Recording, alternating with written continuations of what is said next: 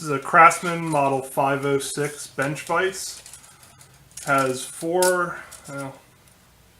5/8 measured across the jaw. Opens up to 4 inches. Vise is in very good shape.